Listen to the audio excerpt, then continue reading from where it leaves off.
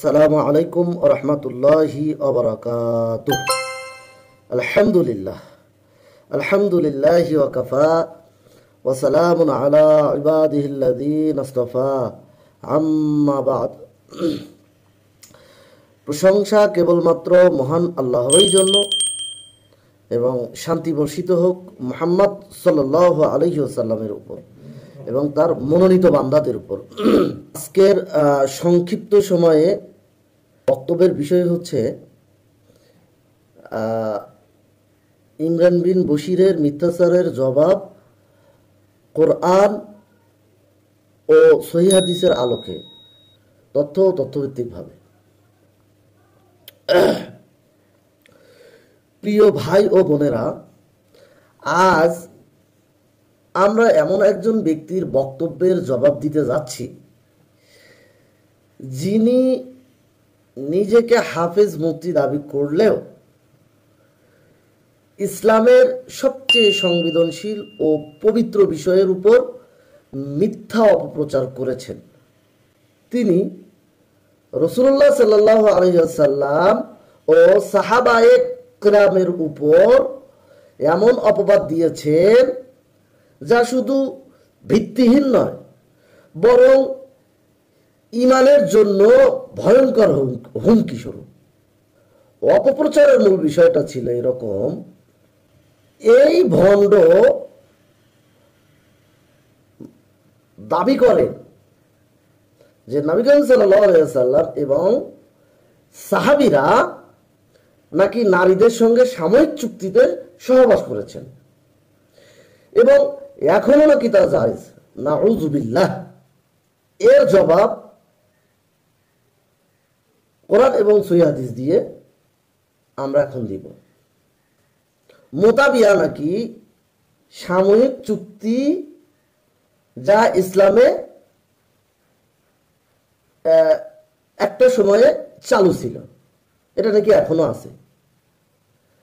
এখন বিষয়টা হচ্ছে মুতাবিয়া বা মুতাবিকা, সাময়িক চুক্তিভিত্তিক বিবাহ ইসলামে এক সময় বিশেষ যুদ্ধে নির্দিষ্ট সময়ে অস্থায়ীভাবে এটি অনুমোদন দিয়েছিল।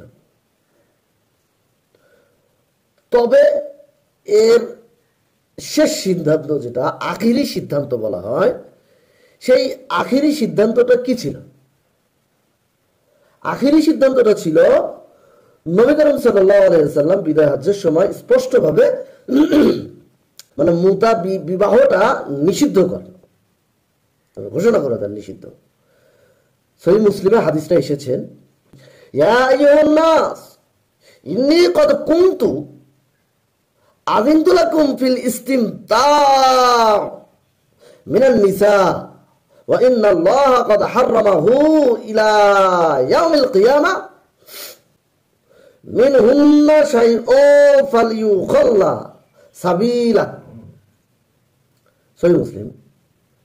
হে মানুষ, আমি তোমাদেরকে এক সময় নারীদের সাথে সাময়িক সম্পর্ক স্থাপনের অনুমতি দিয়েছিলাম, কিন্তু আল্লাহ তা কিয়ামত পর্যন্ত হারাম করে দিয়েছেন। সাহাবীগণ এবং খেলাফায়ে রাশিদিন তারাও এই নিষেধাজ্ঞা মান্য করেছেন। হযরত ওমর রাদিয়াল্লাহু তাআলা আনহু তার খেলাফতের সময় সকলকে ঘোষণা দেন, মুতআতুন নিসাই হারাম। মুসান্নাফে আবি শাইবা এই হাদিসগুলা দেখিয়ে দেয় মুতাবা চূড়ান্তভাবে হারাম। 4 ইমামের মধ্যে কেউই বর্তমান সময়ে এই বিবাহকে হালাল বলেননি। ইমাম মালিক, ইমাম আহমদ রাহিমাহুল্লাহ পূর্বের প্রেক্ষাপটে কিছু ব্যাখ্যা দিলেও সে সিদ্ধান্ত ছিল এটা হারাম। ইসলামের অপব্যাখ্যা মারাত্মক গুনাহ। যারা কোরআন সুন্নাহর নাম নিয়ে নিজের বিকৃত মানসিকতা প্রকাশ করে, তারা ইসলামের সেবা নয়, বরং চরম অপমান করছে, চরম অবমাননাও করছে। আমাদের আহ্বান,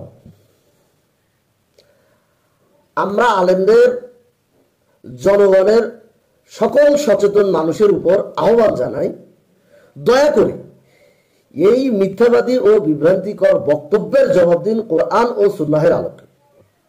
ইসলামকে সঠিকভাবে জানুন, প্রচার করুন। ইসলামকে বিকৃত করার যে কোনো চেষ্টার বিরুদ্ধে রুখে দাঁড়াতে হবে আমাদেরকে সম্মিলিতভাবে। পরিশেষে একটা কথাই বলি,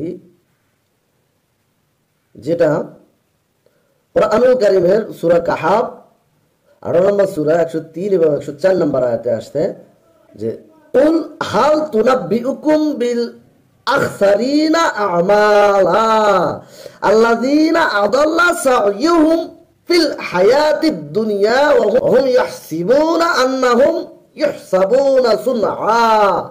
মহান আল্লাহ তাআলা বলতেছে, বল তোমাদের কি এমন লোকদের সংবাদ দেব যাদের আমল সবচেয়ে ক্ষতিগ্রস্তর মধ্যে রয়েছে?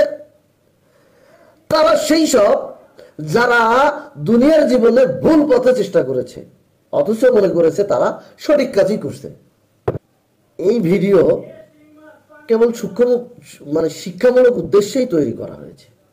এখানে কোরআন ও সহিহ হাদিসের আলোকে ভুল ধারণার জবাব দেওয়া হয়েছে। এতে কারো প্রতি ঘৃণা, হিংসা, সহিংসতা বা ব্যক্তিগত আক্রমণ করা হয়নি, ব্যক্তিগত আক্রমণ তুলে ধরা হয়নি। এখানে একমাত্র উদ্দেশ্য হচ্ছে ইসলামের ভুল ব্যাখ্যাকে তুলে ধরা এবং বিভ্রান্তির দূর করা। এটাই একমাত্র মূল লক্ষ্য বস্তু।